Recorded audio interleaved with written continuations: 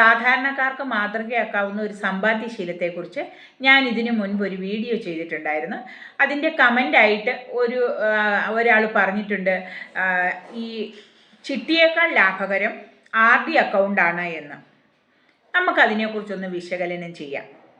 ഒരു RD account ഇപ്പോൾ ഏറ്റവും കുറഞ്ഞത് ഒരു 5000 രൂപയുടെ RD അക്കൗണ്ടിൽ നിക്ഷേപം തുടങ്ങുകയാണ്, നമ്മൾ സ്റ്റാർട്ട് ചെയ്യുകയാണെങ്കിൽ നമുക്കതൊരു 5 വർഷമാണല്ലോ അതിൻ്റെ കാലാവധി. 5 വർഷം പൂർത്തിയാകുമ്പോൾ നമുക്ക് ഏകദേശം 3,48,000 രൂപയോളം നമ്മുടെ കയ്യിൽ കിട്ടും, ഇൻട്രസ്റ്റും കോമ്പൗണ്ട് ഇൻട്രസ്റ്റും ഉൾപ്പെടെ. എന്നാൽ ചിട്ടി നമ്മളിന്ന് സ്റ്റാർട്ട് ചെയ്യുകയാണെങ്കിൽ 5000 രൂപയുടെ ഒരു ചിട്ടി, 5000 രൂപയുടെ ചിട്ടി എന്ന് പറയുമ്പം അത് 2 ലക്ഷത്തിൻ്റെ ചിട്ടിയാണ്. അതിൻ്റെ കാലാവധി എന്ന് പറയുന്നത് സാധാരണ എല്ലാ KSFE, ഞാൻ KSFE സംബന്ധിച്ചിടത്തോളമാണ് ഞാൻ സംസാരിക്കുന്നത് കേട്ടോ.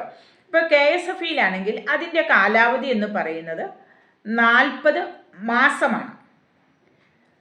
RD അക്കൗണ്ട് 60 മാസം, ഈ ചിട്ടി കാലാവധി 40 മാസം.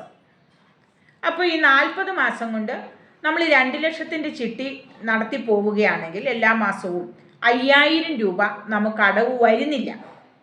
ഏകദേശം ഇപ്പം നമ്മൾ ആദ്യമേ പിടിച്ചില്ല എന്ന് വെച്ചു, നമ്മളിപ്പോൾ ചിട്ടി ആദ്യമേ പിടിച്ചില്ല, ലേലത്തിലൊന്നും പങ്കെടുത്തില്ല, അവസാനം നമ്മൾ 40ാമത്തെ മാസമാണ് നമ്മൾ ഈ ചിട്ടി എമൗണ്ട് നമ്മൾ പിടിക്കുന്നതെന്ന് വെച്ചാൽ നമുക്കന്ന് ഏകദേശം എല്ലാ കമ്മീഷനും അതിൻ്റെ എഴുത്ത് ഫീസും എല്ലാം കിഴിച്ചിട്ട് നമുക്ക് ഏതാണ്ട് 1,80,000 രൂപയോളം നമുക്ക് കയ്യിൽ കിട്ടും.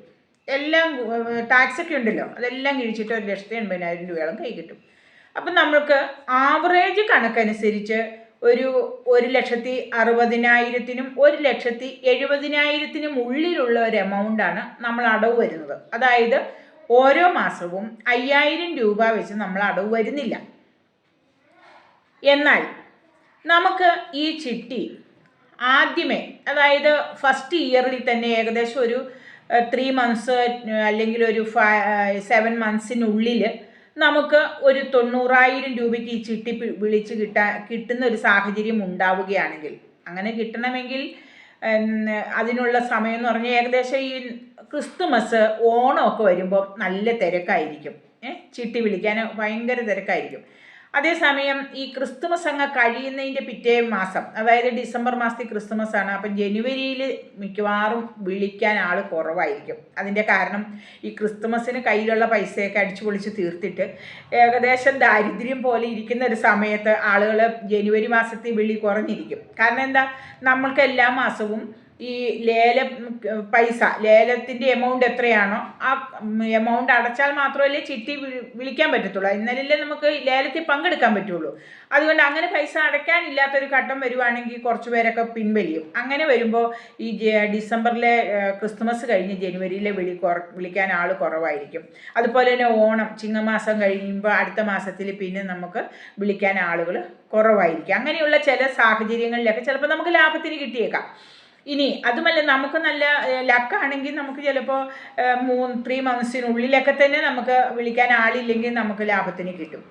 ഇനി ഇതൊന്നുമില്ല, നമ്മൾക്ക് ഫസ്റ്റിൽ നമ്മൾ ലേലത്തിൽ പങ്കെടുത്തു, അപ്പോൾ അല്ലെങ്കിൽ കുറിയാണ് സാധാരണ, ആദ്യ ഗഡുവൊക്കെ കുറിയായിരിക്കും. അപ്പോൾ ഒരു ഫസ്റ്റ് 3 മന്ത്സിനുള്ളിൽ നമുക്ക് മിനിമം പൈസ 75,000, 1 ലക്ഷത്തിൻ്റെ ചിട്ടിയൊക്കെ ആണെങ്കിൽ നമുക്ക് 75,000 ഒക്കെ ആയിരിക്കും ലേലം. 2 ലക്ഷത്തിൻ്റെ ആകുമ്പോൾ ഏകദേശം 1,40,000, 1,40,000 ഒക്കെ ആയിരിക്കും, അല്ലെങ്കിൽ 1,60,000.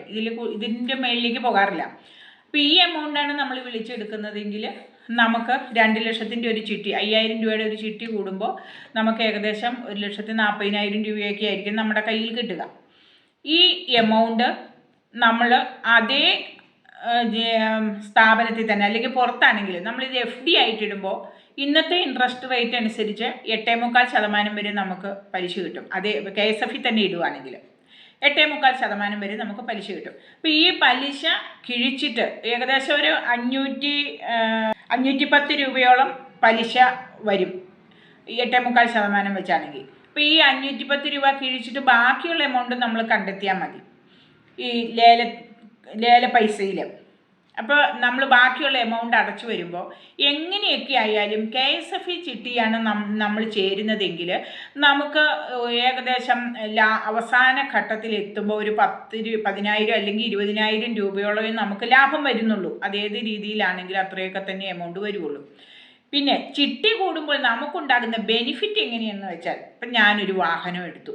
ആ വാഹനത്തിന് നമ്മൾ എല്ലാ മാസവും പലിശ എന്ന് പറഞ്ഞാൽ ഇപ്പം വാഹനത്തിൻ്റെ വായ്പ അടവെന്ന് പറഞ്ഞാൽ ഏകദേശം ഒരു 14% പലിശ വരുന്നുണ്ട്. ഈ ഘട്ടത്തിൽ നമ്മളൊരു ചിട്ടി പിടിച്ച് നമ്മളുടെ കയ്യിലേക്ക് ഒരു എമൗണ്ട് കിട്ടി. ആ എമൗണ്ട് നമ്മൾ ഈ വാഹനത്തിൻ്റെ അടവായിട്ട് നമ്മളങ്ങ് അടച്ചു തീർക്കുകയാണെങ്കിൽ നമുക്ക് അത്രയും ഇൻട്രസ്റ്റ് കുറയും. അതായത് 14% പലിശ നമ്മൾ എല്ലാ മാസവും കൊടുത്തുകൊണ്ടിരിക്കുകയാണ്. അപ്പോൾ അത്രയും എമൗണ്ടിൻ്റെ ഇൻട്രസ്റ്റ് നമുക്ക് കുറയും. അങ്ങനെ വരുന്ന ഘട്ടങ്ങളിൽ നമുക്ക് ഈ ചിട്ടി ലാഭമാണ്. ഒരു RD അക്കൗണ്ട് കൂടുമ്പോൾ നമ്മൾ 5 വർഷം നമ്മുടെ കയ്യിലേക്ക് ആ എമൗണ്ട് കിട്ടുന്നതിന് വേണ്ടി നമ്മൾ കാത്തിരിക്കണം. അതേസമയം ഒരു ചിട്ടി കൂടുകയാണെങ്കിൽ 40 മാസത്തിനുള്ളിൽ എപ്പോഴെങ്കിലും നമുക്ക് ആ എമൗണ്ട് പിടിച്ചെടുത്ത് അത് നമുക്ക് ഇത്തരം ഘട്ടങ്ങളിൽ, ഇപ്പോൾ ഞാനൊരു ഒരു പ്രോപ്പർട്ടി വാങ്ങി, അതിന് പൈസ കുറച്ച് കൊടുക്കാനുണ്ട്, അതല്ലെങ്കിൽ ഞാനൊരു ലോൺ എടുത്തു, 14%, 13% ഒക്കെ പലിശയ്ക്കായിരിക്കും ഞാൻ ലോൺ എടുത്തത്. അങ്ങനെയുള്ള ഘട്ടങ്ങളിൽ നമുക്ക് ഈ പലിശ നമ്മൾ എല്ലാ മാസവും ഈ 14% അല്ലെങ്കിൽ 13%, ഏറ്റവും മിനിമം 11% വരും പലിശ ഏതൊരു കാര്യത്തിനും. അങ്ങനെയുള്ള പലിശ നമ്മൾ കൊടുത്ത് നമ്മൾ മുടിയുന്നതിനേക്കാൾ നല്ലത് നമുക്കിങ്ങനെയുള്ള ചിട്ടിയൊക്കെ ഉണ്ടെങ്കിൽ ആ ചിട്ടി എമൗണ്ട് പിടിച്ച് നമുക്ക് അങ്ങോട്ട് കൊടുത്താൽ മതി. അപ്പം നമുക്ക് ഇൻട്രസ്റ്റ് അവിടെ കുറയുകയാണ്. അവിടെയാണ് നമുക്ക് ബെനിഫിറ്റ്. ഇനി ഇതുകൂടാതെ നമുക്കൊരു ഹോസ്പിറ്റൽ കേസ് വന്നു, വൻ എമൗണ്ട് നമ്മളിപ്പോൾ ഒരാളോട് ഓടിച്ചെന്ന് ഒരു ലോണ് ചോദിച്ചാൽ കിട്ടത്തില്ല. നമുക്ക് ആരോടെങ്കിലും ബ്ലേഡ് പലിശയ്ക്കൊക്കെ പൈസ എടുക്കുന്ന ഒരു അവസ്ഥയൊക്കെ ഉണ്ടാവാറുണ്ട്. അങ്ങനെയുള്ള സമയത്ത് നമ്മൾക്കിങ്ങനെ ഒരു ചിട്ടി ഉണ്ടെങ്കിൽ ആ ചിട്ടി ഇനിയിപ്പോൾ ഇത്തിരി നഷ്ടമാണെങ്കിൽ പോലും നമുക്കത് വിളിച്ച് ഈ ഹോസ്പിറ്റൽ കേസിൽ ഉപയോഗിക്കാൻ പറ്റും. അതുകൊണ്ട് അതാണ് ഈ ചിട്ടി ലാഭകരം എന്ന് പറയാൻ കാര്യം. മാത്രവുമല്ല, നമ്മളൊരു RD അക്കൗണ്ടാണ് കൂടുന്നതെങ്കിൽ നമുക്ക് ഒരു 3 വർഷത്തിന് ശേഷം 50% നമുക്ക് ലോണായിട്ട് എടുക്കാം. പക്ഷേ നമ്മൾ ആ ലോണായിട്ട് എടുക്കുന്ന എമൗണ്ട് നമ്മൾ ഇൻട്രസ്റ്റ് ഉൾപ്പെടെ അടച്ചു തീർക്കണം. അപ്പം അതും അടച്ചു തീർത്തിട്ട് നമ്മൾ 5 വർഷം നമ്മൾ കാത്തിരിക്കണം. RD അക്കൗണ്ട് ലാഭമാണ്. കാശിന് വലിയ അത്യാവശ്യമൊന്നും ഇല്ലാത്ത ആളുകൾക്കാണെങ്കിൽ നമ്മൾ എല്ലാ മാസവും 5,000 രൂപ വെച്ച് അടവ് പോകുന്നു. അത് കറക്റ്റായിട്ട് അങ്ങ് അടച്ചു പോവുകയാണെങ്കിൽ വേറെ പ്രശ്നങ്ങളൊന്നുമില്ല. നമുക്ക് 5 വർഷം കഴിയുമ്പോൾ അത് നമുക്കൊരു 40,000-ന് മുകളിൽ എമൗണ്ട് ഇൻട്രസ്റ്റ് ആയിട്ട് തന്നെ നമുക്ക് കിട്ടുന്നുണ്ട്. അത് ലാഭകരം തന്നെയാണ്. പക്ഷേ അതിനോടകം നമുക്ക് ഈ പൈസ വിനിയോഗിക്കാൻ പറ്റുന്നില്ല എന്നതാണ് അവിടെയുള്ള ഒരു ദോഷവശം. ചിട്ടി ലാഭകരമാക്കണമെങ്കിൽ ഇനി നമുക്ക് ഈ പറഞ്ഞ രീതിയിൽ ഒന്നും ഒരു അത്യാവശ്യ ഘട്ടങ്ങളോ ഒന്നും വന്നില്ല, നമുക്ക് വേറെ ഒരു പ്രശ്നവും ഉണ്ടായില്ല എങ്കിൽ നമ്മൾ ആ ചിട്ടി എമൗണ്ട് നമ്മൾ പിടിച്ചിട്ട് അത് ആ സ്ഥാപനത്തിൽ തന്നെ 8.25%, ഇപ്പം ഞാൻ KSFEയിൽ 8.25% പലിശ ഉണ്ടെന്നാണ് ഞാൻ അന്വേഷിച്ചപ്പോൾ അറിയാൻ കഴിഞ്ഞത്. അപ്പോൾ ഈ പേഴ്സൻറ്റേജിൽ നമ്മൾ ഈ പൈസ KSFE തന്നെ നിക്ഷേപിക്കുകയാണെങ്കിൽ നമുക്ക് ചിട്ടിയെ അടഞ്ഞു പോവുകയും ചെയ്യും. മുഴുവൻ പൈസ നമുക്ക് കണ്ടെത്തേണ്ടി വരുന്നില്ല. ഇപ്പം 5,000 രൂപയുടെ ഒരു ചിട്ടിയാണെങ്കിൽ നമുക്ക് 5,000 രൂപ ആവശ്യം വരുന്നില്ല. ഏകദേശം ഒരു 2,500, 3,000 രൂപ അതിനുള്ളിലുള്ള ഒരു എമൗണ്ട് നമുക്ക് അടച്ചു പോകേണ്ടി വരുന്നുള്ളൂ. ഒരു 2 വർഷമൊക്കെ കഴിയുമ്പോഴായിരിക്കും കൂടുതലും ഒരു 3,000 രൂപ, 3,500, 4,000 ആ ഒരു ലെവലിലേക്ക് എത്തുകയുള്ളൂ. ചിട്ടി ഒരു ലാഭകരമാണെന്ന് പറയാനുള്ള കാരണം നമുക്ക് അത്യാവശ്യങ്ങളൊന്നും തന്നെ ഇല്ല എങ്കിൽ ആ പൈസ നമ്മൾ മുഴുവനായും കണ്ടെത്തേണ്ടി വരുന്നില്ല, അടവ് തുക. അതാണ് അതിൻ്റെ ഒരു ബെനിഫിറ്റ്. പിന്നെ അത്യാവശ്യ ഘട്ടങ്ങളിൽ നമുക്കത് ഉപയോഗിക്കുകയും ചെയ്യാം. ഞാൻ കാൽക്കുലേറ്റ് ചെയ്ത് നോക്കിയപ്പോൾ എനിക്ക് തോന്നിയത് ചിട്ടി ലാഭകരം എന്ന് ഞാൻ ഉറപ്പിച്ചു പറയുന്നില്ല. ഓരോ വ്യക്തിയുടെയും ആവശ്യവും അത്യാവശ്യവും പോലെയാണ് അത് നമ്മൾ വിനിയോഗിക്കുന്നത്. RD അക്കൗണ്ട് ലാഭകരമാണ്, പക്ഷേ അത് 5 വർഷം വരെ നമ്മൾ കാത്തിരിക്കേണ്ടി വരുന്നു എന്നുള്ളത് മാത്രമേ ഉള്ളൂ അതിനകത്തൊരു ദോഷവശം. എന്നാൽ ചിട്ടി നമുക്ക് 3 വർഷം കൊണ്ട് 40 മാസം, അതായത് 3.25 വർഷം കൊണ്ട് നമുക്കത് കാലാവധി അവസാനിക്കും. ആ എമൗണ്ട് നമ്മുടെ കയ്യിലേക്ക് കിട്ടും.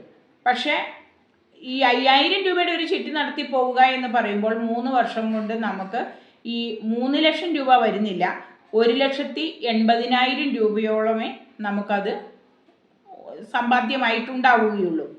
അത് അതേസമയം വീണ്ടും ഒരു ചിട്ടി കൂടി തുടങ്ങുകയാണെങ്കിൽ ഓക്കെ, നമുക്ക് ഈ 3 ലക്ഷത്തിന് മുകളിൽ ഈ എമൗണ്ട് പോകും. അന്നേരം ചിട്ടി തീരുന്നത് ഏകദേശം 6 വർഷം കഴിഞ്ഞിട്ടാണ്. ചിട്ടിയാണോ RD അക്കൗണ്ടാണോ ലാഭം എന്നതിനെക്കുറിച്ചുള്ള എനിക്ക് ഇത്രയുമാണ് പറയാനുള്ളത്. അപ്പം നിങ്ങൾക്ക് ഏകദേശം കാര്യങ്ങൾ മനസ്സിലായിട്ടുണ്ടാവും.